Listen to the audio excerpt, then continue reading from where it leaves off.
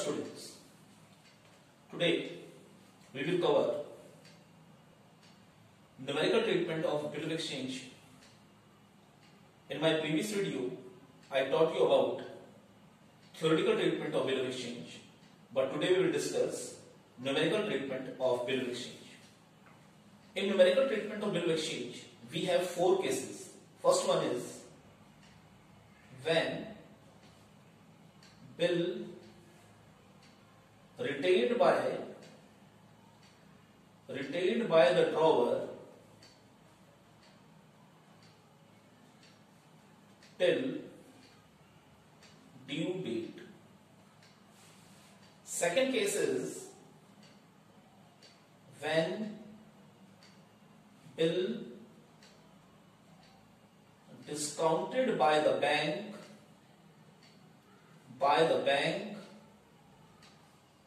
before due date. Case number 3 is when the bill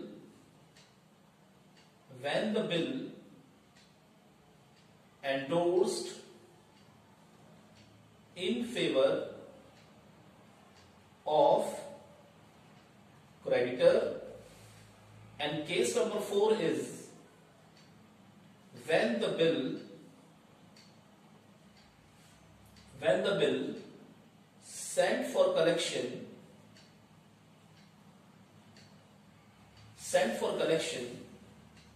before due date. Now we will discuss each and every case in detail. So let's start case number 1. Case number 1 is when the bill retained by the drawer till due date. It means suppose ये A है और ये B है. A ने बिक्स को goods sold किया 1 जनवरी 2016 को 50,000 rupees का और 3 मंथ्स के लिए. ए ने गुड्स सोल्ड किया, ए ने बिल दिया, बी ने सिग्नेचर किया और ये बिल वापस सिग्नेचर करके बिल जो वापस आया वो ए के पास आ गया. तो ए के लिए जो बिल है वो बिल रिसीवेबल है और बी के लिए वो जो बिल है वो बिल्स पेबल है. तो इस बिल को ए तब तक अपने पास रखेगा जब तक ड्यू डेट नहीं आएगा. जब ड्यू डेट आएगी तो जो बी है वो ए को ड्यू डेट को पैसा पे कर देगा और बी जो है पेमेंट करेगा ए को, और ए जो सिग्नेचर किया हुआ बिल था बी का वो वापस कर देगा बच्चों को बी को. तो इस कंडीशन में जो ए है वो कहलाएगा ड्रॉवर और जो बी है वो है drawee. Now how we calculate due date? The formula of the due date is equal to that is date of drawing plus term of bill plus grace period. तो डेट ऑफ ड्रॉइंग इस question में 1 जनवरी 2016 है, term of bill 3 months है और जो grace period है, जो extra days drawer drawee को देता है बिल की पेमेंट करने के लिए, जो एक्स्ट्रा डेज देता है उसको हम कहते हैं grace period, and grace period will be only 3 days. तो it means to say the due date will be 4 April. तो 4 अप्रैल को जो बी है वो ए को पैसे पे कर देगा और 4 अप्रैल तक जो बिल है वो ए रिटेन करेगा. इसीलिए इस कंडीशन का नाम है when the bill retained by the drawer till the due date. Now some journal entries of this case. So we have 2 parties in this case. First party is in the books of drawer, in the books of drawer and in the books of drawee. So first is when goods sold. जो drawer है वो drawee को goods sold करेगा तो entry बनेगी बच्चों trolley debited to sales account, right. Second condition is अब जो ट्रॉली है वो गुड्स परचेज करेगा, तो यहां एंट्री जो बनेगी बच्चों वो होगी व्हेन गुड्स परचेज्ड। तो जब गुड्स परचेज करेंगे तो उस कंडीशन में एंट्री होगी when goods purchased, the journal entry will be purchase account debited to trolley. अब जो क्या होता है, जो बी है वो सिग्नेचर कर देता है ए को, तो ए बिल्कुल रिसीव करेगा, तो उस कंडीशन में आएगा व्हेन एक्सेप्टेंस रिसीव। जब भी एक्सेप्टेंस रिसीव करेंगे तो एंट्री बनेगी B R account debited to drawee. और इस कंडीशन में बेटा यहां होगा ये एक्सेप्टेंस गिवन करेगा, तो फर्स्ट एंट्री ये है, second entry will be when acceptance given. तो जब भी एक्सेप्टेंस गिवन होगी तो जनरल एंट्री बनेगी drawer debited to bills payable. इस क्वेश्चन में बिल्स पेबल, इस एंट्री में बिल्स पेबल इसलिए क्रेडिट हुआ है क्योंकि लायबिलिटी इंक्रीज हुई है। थर्ड कंडीशन है when the bill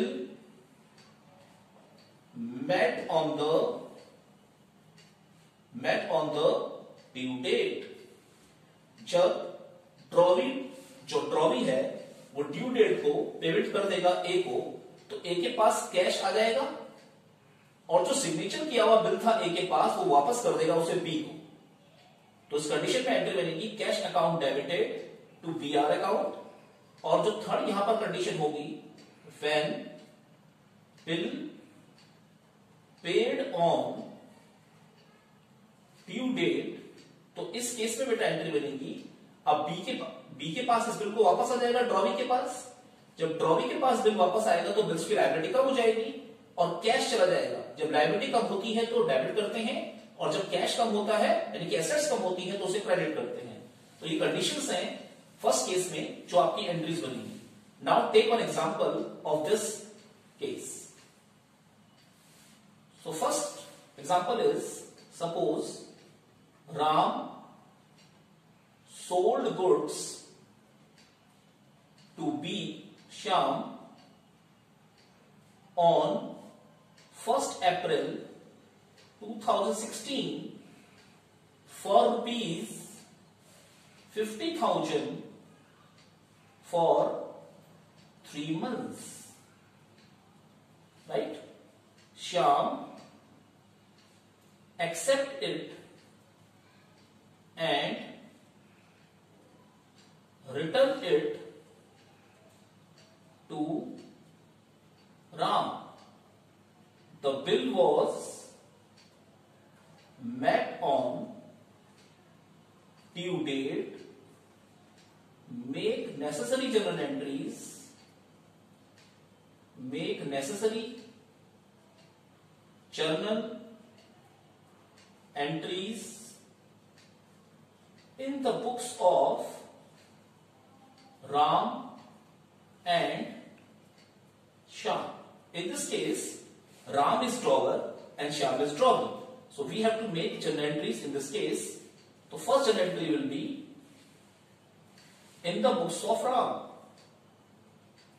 In the books of Ram and in the books of